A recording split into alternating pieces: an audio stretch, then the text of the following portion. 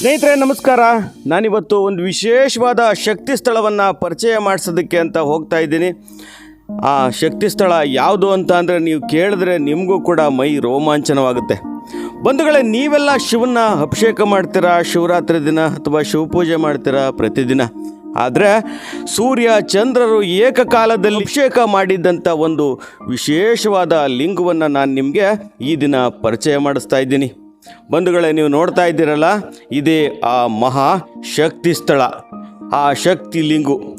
ಬಂಧುಗಳೇ, ಇದಕ್ಕೆ 1300 ವರ್ಷಗಳ ಇತಿಹಾಸ ಇದೆ. ಈ ಲಿಂಗುವಿನಲ್ಲಿ ನೀವು ಹಲವಾರು ವಿಶೇಷತೆಗಳನ್ನ ಕಾಣಬಹುದು. ಯಾಕೆ ಅಂತ ಅಂದರೆ, ಸೃಷ್ಟಿಯ ಮೂಲ ಶಿವ, ಕೆಳಗಡೆ ಬಂದು ಶಿವಶಕ್ತಿ ಅಂದರೆ ಶಕ್ತಿಪೀಠ, ಯೂನಿಪೀಠ ಅಂತಲೂ ಕೂಡ ಕರೀತಾರೆ ಇದನ್ನು. ಹಾಗಾಗಿ ಇದು ವಿಶೇಷವಾದ ಒಂದು ಶಿವಲಿಂಗ ಆಗಿದೆ. ಸುಮಾರು 10 ಅಡಿಗಳ ಎತ್ತರದ ಲಿಂಗು ಇದು. ಪುರಾತನ ಕಾಲದಲ್ಲಿ 1300 ವರ್ಷಗಳ ಹಿಂದೆ 10 ಅಡಿಗಳ ಬೃಹತಾಕಾರದ ಶಿವಲಿಂಗು ಇದು ಈಗ ಮಣ್ಣಲ್ಲಿ ಮುಚ್ಚೋಗಿದೆ. ಅಂದರೆ ಪಾಣಿಪೀಠ ಏನು ಯೂನಿಪೀಠ ಇದೆ, ಇದು ಮಣ್ಣಲ್ಲಿ ಮುಚ್ಚೋಗಿದ್ದು ಶಿವಲಿಂಗ ಮಾತ್ರ ನಮಗೆ ಕಾಣ್ತಾ ಇದೆ. ಬಂಧುಗಳೇ, ಈ ಶಿವಲಿಂಗದ ಮೇಲೆ ನಾವು ನೀರನ್ನು ಹಾಕಿದ್ರೆ ನಮ್ಮ ಪ್ರತಿಬಿಂಬ ಇದ್ರ ಮೇಲೆ ಕಾಣುತ್ತೆ. ಇಂತಹ ವಿಶೇಷವಾದ ಲಿಂಗು ಇರೋದು ಎಲ್ಲಿ ಅಂತ ಅಂದರೆ, ಕುಣಿಗಲ್ ಪಟ್ಟಣಕ್ಕೆ ಹೊಂದಿಕೊಂಡಂತಿರುವ ಗಂಗಾಡಳ್ಳಿ.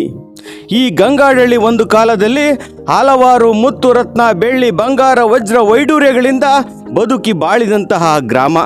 ಈಗ ಕೇವಲ 10-12 ಮನೆಗಳಿವೆ.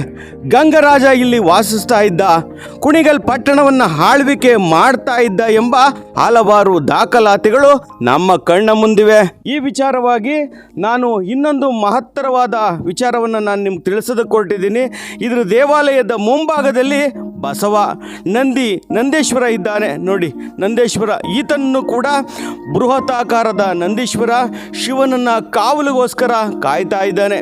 ಇದಕ್ಕೆ ಮತ್ತೊಂದು ಶಾಸನದ ದಾಖಲಾತಿ ಇದೆ.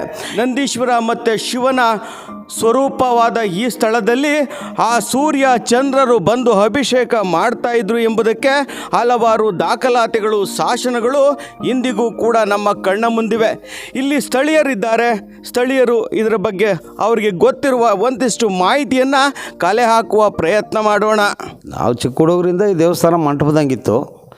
ಇವಾಗೆಲ್ಲ ಇದು ಸ್ವಲ್ಪ ಸಾರ್ವಜನಿಕರು ಭಕ್ತಾದಿಗಳೆಲ್ಲ ಸೇರಿಕೊಂಡು ಸುಮಾರು ಒಂದು ದೇವಸ್ಥಾನ ಅಂತ ಮಾಡವ್ರೆ.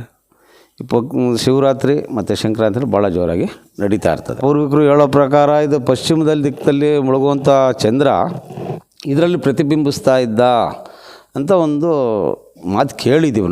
ನಾವು ನೋಡಿಲ್ಲ. ನಮ್ಮ ತಾತಿನ ಕಾಲದಿಂದಲೂ ಸಣ್ಣ ದೇವಸ್ಥಾನ ಇತ್ತು.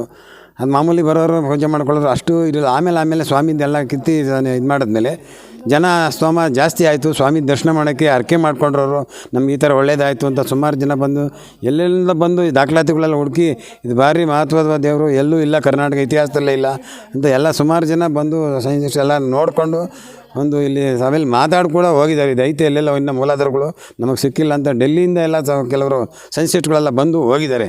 ಅಂದರೆ ಅವ್ರಿಗಿನ್ನ ಸರಿಯಾಗಿ ಮೂಲಾಧಾರ ಸಿಕ್ಕಿಲ್ಲ. ಇನ್ನೂ ಮಹತ್ವ ಸ್ವಾಮಿನೇ ಅವನೇ ಕಂಡುಬಿಟ್ಟು ಎಲ್ಲೆಲ್ಲವೇ ಅಂತ ಅವ್ರಿಗೆ ತೋರಿಸಿ ಒಂದು ಈ ಕಾರ್ಯಕ್ರಮವನ್ನು ಯಶಸ್ವಿ ಮಾಡಿಕೊಡ್ಲಿ ಅಂತ ಗ್ರಾಮದಲ್ಲಿ ಕೇಳ್ಕೊತಾ ಇದ್ದೀನಿ. ಸ್ವಾಮಿ ದೇವಾಲಯ ಅಂತಂದರೆ ಊರು ಪ್ರಪಂಚ ಮುಳುಗೋಗಿತ್ತು, ಭೂಕಂಪ ಆಗಿದ್ದು.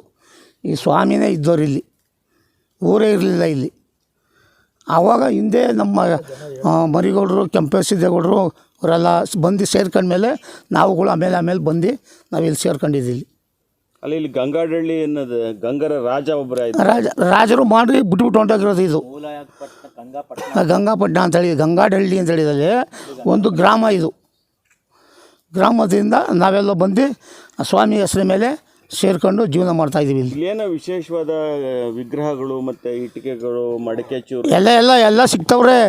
ಅಲ್ಲೆಲ್ಲ ಬೂದಿ ನೆಲದೊಳಗೆ ಎಲ್ಲ ಸಿಕ್ಕವ್ರೆ. ಅದು ಬೂದಿ ಒಳಗಿದ್ದಿದೆ, ಇದು ಬೂದಿ ಒಳಗಿದ್ದಿದೆ. ಇದು ಸಿಕ್ಕಿರೋದು ಇದೆಲ್ಲ. ಇದು ಇನ್ನೊಂದು ತಲೆ ಇತ್ತು, ಏನೋ ಮಾಡಿಬಿಟ್ಟವ್ರೆ, ಅಲ್ಲೇ ಇದ್ರಾ.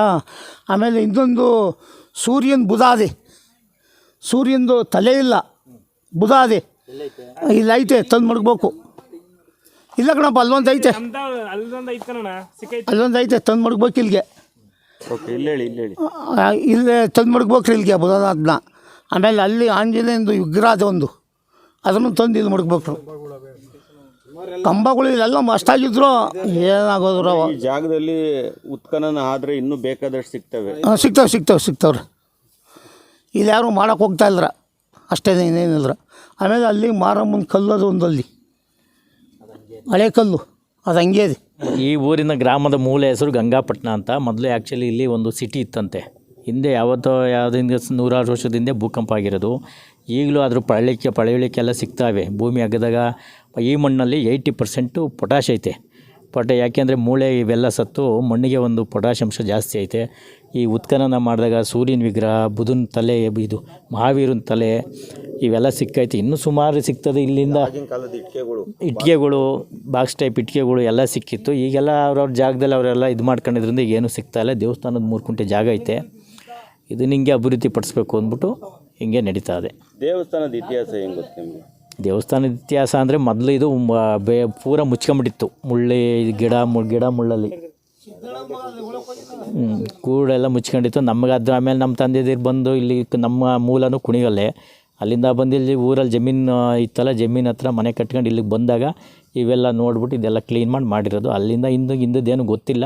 ಒಟ್ನಲ್ಲಿ ಆ್ಯಕ್ಚುಲಿ ಮಣ್ಣಲ್ಲಿ ಈ ಪಳೆಯುಳಿಕೆಗಳನ್ನೆಲ್ಲ ನೋಡ್ಕೊಂಡ್ರೆ ಇದು ಹಳೆ ಸಿಟಿ ಯಾವುದೋ. ಇತ್ತೀಚೆಗೆ ಏನೇನು ಸಿಕ್ತು ನಿಮಗೆ? ಇತ್ತೀಚೆಗೆ ಸುಮಾರು ಸಿಕ್ಕೈತಿ. ಸೂರ್ಯನ ವಿಗ್ರಹ ಸಿಕ್ಕೈತೆ, ಮಹಾವೀರನ ತಲೆ ಸಿಕ್ಕದೆ, ಎಲ್ಲ ಸುಮಾರು ವಿಗ್ರಹಗಳು ಸಿಗ್ತವೆ. ಆಮೇಲೆ ಅಲ್ಲೊಂದು ಮಾರಮ್ಮನ ಕಲ್ಲೈತೆ, ಮೂಳೆಗಳೆಲ್ಲ ಸಿಗ್ತವೆ, ಮಣ್ಣಲ್ಲೆಲ್ಲ ಸಿಗ್ತವೆ. ಮಡಿಕೆ ಸಾಲ ಹಂಗೆ ಸಿಗ್ತವೆ ಮಣ್ಣೊಳಗಡೆ. ಈಗೆಲ್ಲ ತೋಟ ಮಾಡಿಬಿಟ್ಟವ್ರು, ಈಗೇನು ಸಿಗ್ತಾಯಿಲ್ಲ. ಇದು ಒಟ್ಟಿನಲ್ಲಿ ಹಿಂದೆ ಯಾವುದೋ ಒಂದು ಸಿಟಿ ಇತ್ತು. ಈಗ ಭೂಕಂಪ ಆಗಿ ಈಗ ಗಂಗಾಡಳ್ಳಿ ಅಂದ್ಬಿಟ್ಟು ಈಗ ಗುರುತಿಸ್ಕೊಂಡೈತೆ ಅಷ್ಟೆ. ಇಲ್ಲಿ ರಮೇಶ್ ಅಂತ. ಇಲ್ಲಿ ದೊಡ್ಡಕೆರೆ ನೀರು ಈ ದೇವಸ್ಥಾನ ಪಕ್ಕನೇ ಹರಿದೋಯ್ತದೆ. ದೊಡ್ಡಕೆರೆ ನೀರು ಕೋಡಿ ಬಿದ್ದರೆ ಇಲ್ಲೇ ಪಕ್ಕದಲ್ಲೇ ಬರ್ತದೆ. ಇದೇನೋ ಒಂದು ಇತಿಹಾಸ ಐತೆ, ಇದು ಯಾರಿಗೂ ಗೊತ್ತಿಲ್ಲ. ಇದನ್ನು ಮೂಲ ಹುಡುಕ್ಬೇಕಷ್ಟೆ. ಈ ಮೊನ್ನೆ ತಮಿಳ್ನಾಡಿಂದ ಒಂದು ಗೌರ್ಮೆಂಟು ಒಂದು ಕಂಪ್ಲೇಂಟ್ ಕೊಟ್ಟಿತ್ತು. ಹಿಂದೆ ಮಹಾರಾಜರ ಕಾಲದಲ್ಲಿ ಯಾವುದೋ ಒಂದು ಕಳ್ತನ ಆಗೈತಿ ಅಂತ. ಆ ತಮಿಳ್ನಾಡು ಗೌರ್ಮೆಂಟಿಂದ ನಮ್ಮ ಸ್ಟೇಟ್ ಗೌರ್ಮೆಂಟ್ಗೆ ಒಂದು ಇದನ್ನ ಅರ್ಜಿ ಬರೆದಿದ್ರು. ಆ ಆರ್ಕಾಲಜಿಕಲ್ ಡಿಪಾರ್ಟ್ಮೆಂಟ್ನವ್ರು ಬಂದಿದ್ದರು, ಅವ್ರ ಹೆಸರು ಮರ್ತೋಗೈತೆ. ಅವರು ಬಂದು ಈ ದೇವಸ್ಥಾನದ 1300 ವರ್ಷದ ಇತಿಹಾಸ ಐತಿ ಈ ದೇವಸ್ಥಾನಕ್ಕೆ ಅಂತ ಅವರೇ ಒಂದು ಸ್ವಲ್ಪ ಹೇಳ್ಬಿಟ್ಟು ಹೋಗಿದ್ದಿದ್ರು. ಇದು ಮುಂದೆ ಇದೆಲ್ಲ ಹುಡುಕಿರೆ ಏನೋ ಮೂಲ ಸಿಗ್ಬೋದು. ಇಷ್ಟು ಮಾತ್ರ ನಮಗೆ ಗೊತ್ತು. ಇಲ್ಲಿವರೆಗೂ ಏನು ಮಾಡಿಲ್ಲ ಸರ್ಕಾರ. ಇನ್ನು ಮುಂದೆನಾದರೂ ಇದ್ರ ಮೇಲೆ ಬೆಳಕು ಚೆಲ್ಲಿ ಈ ಪುರಾತನವಾದ ದೇವಸ್ಥಾನನ ಉಳಿಸ್ಕೋಬೇಕು ಅಂದ್ಬಿಟ್ಟು ನಿಮ್ಮ ಮುಖಾಂತರ ನಾನು ಸರ್ಕಾರಕ್ಕೆ ಮನವಿ ಮಾಡ್ತಾಯಿದ್ದೀನಿ. ಸ್ನೇಹಿತರೆ, ನಾವು ಈ ದೇವಾಲಯದ ಮುಂಭಾಗದಲ್ಲಿರುವಂಥ ಬಸವನ ನೋಡ್ತಾ ಇದ್ದೀವಿ. ನೀವು ನೋಡ್ಬೋದು ನೋಡಿ, ಆ ಬಸವನಿಗೆ ಹಾಕಲಾಗಿರುವಂಥ ಆ ಕೆತ್ತಿದ ಸರಪಳಿಗಳು, ಅದೇ ರೀತಿ ಗಂಟೆಗಳು ಎಷ್ಟು ಅದ್ಭುತವಾಗಿ ಕೆತ್ತನೆ ಮಾಡಿದಾರಲ್ಲ ಬಂಧುಗಳೇ. ಈ ಬಸವ ಇರುವಂಥದ್ದು ಕೇವಲ ಕಾಣ್ತಾ ಇರೋದು ನಮಗೆ ಕೇವಲ 2 ಅಡಿಗಳ ಮೇಲ್ಭಾಗ ಇದೆ. ಅದೇ ರೀತಿ ಸುಮಾರು 4 ಅಡಿಗಳ ಒಳಭಾಗದಲ್ಲಿ ಇದೆ ಅನ್ನೋ ಹಲವಾರು ದಾಖಲಾತಿಗಳು ನಮಗೆ ಸಿಗ್ತಾ ಇದೆ. ಲಿಂಗು ಒಂದು ಕಾಣಿಸ್ತಾ ಇದೆ. ಆ ಲಿಂಗುಗೆ ಒಬ್ಬರು ಪೂಜೆ ಮಾಡ್ತಾ ಇದ್ದಾರೆ. ಆ ಪೂಜೆ ಮಾಡೋ ದೃಶ್ಯದ ಜೊತೆಗೆ ಎದುರುಗಡೆ ಒಂದು ಬಸವಣ್ಣ ಕಾಣಿಸ್ತಾ ಇದೆ. ಆ ಬಸವಣ್ಣನ ಮೇಲ್ಭಾಗದಲ್ಲಿ ಸೂರ್ಯನ ಚಿತ್ರ ಕಾಣಿಸ್ತಾ ಇದೆ. ಆ ಸೂರ್ಯನ ಎದುರಿಗೆ ಬಂದು ಚಂದ್ರನ ಚಿತ್ರ ಕಾಣಿಸ್ತಾ ಇದೆ. ಅಂದರೆ ಸೂರ್ಯನ ಮತ್ತು ಚಂದ್ರನ ರಶ್ಮಿ ಈ ಶಿವಲಿಂಗದ ಮೇಲೆ ಬೀಳ್ತಾ ಇತ್ತು ಅನ್ನೋದು ಸತ್ಯ. ಯಾಕೆ ಅಂತ ಅಂದರೆ ಇವತ್ತು ಕೂಡ ನಾವು ಆ ಲಿಂಗು ಮುಂದೆ ನಿಂತಾಗ ನಮ್ಮ ಪ್ರತಿಬಿಂಬ ಆ ಲಿಂಗದಲ್ಲಿ ಕಾಣುತ್ತೆ. ಎಂಥ ಅದ್ಭುತವಾದ ರಮಣೀಯ ದೃಶ್ಯ ಅಂತ ಅಂದರೆ ಮೈ ಜುಮ್ಮೆನ್ನುತ್ತೆ. ಈ ಶಾಸನ ಹೇಳು ಮುಖಾಂತರ ಸೂರ್ಯ ಚಂದ್ರರ ಇಬ್ಬರು ಏಕಕಾಲದಲ್ಲಿ ಆ ಶಿವನನ್ನು ಅಭಿಷೇಕ ಮಾಡ್ತಾ ಇದ್ರು ಎಂಬುದನ್ನು ಇದು ದೃಢಪಡಿಸುತ್ತೆ. ಸ್ನೇಹಿತರೆ, ಇದೇ ರೀತಿ ಹಲವಾರು ವಿಶೇಷ ವಿಡಿಯೋಗಳನ್ನು ನೋಡಲು ತಕ್ಷಣ ನಮ್ಮ ಪೇಜನ್ನು ಫಾಲೋ ಮಾಡಿ. ಯೂಟ್ಯೂಬಲ್ಲಿ ನೋಡ್ತಾ ಇದ್ರೆ ಸಬ್ಸ್ಕ್ರೈಬ್ ಮಾಡಿ. ನಿಮ್ಮ ಅನಿಸಿಕೆ ಅಭಿಪ್ರಾಯಗಳನ್ನ ಕಾಮೆಂಟ್ ಮಾಡಿ. ಇದುವರೆಗೂ ನೋಡಿದ್ದಕ್ಕೆ ಧನ್ಯವಾದಗಳು.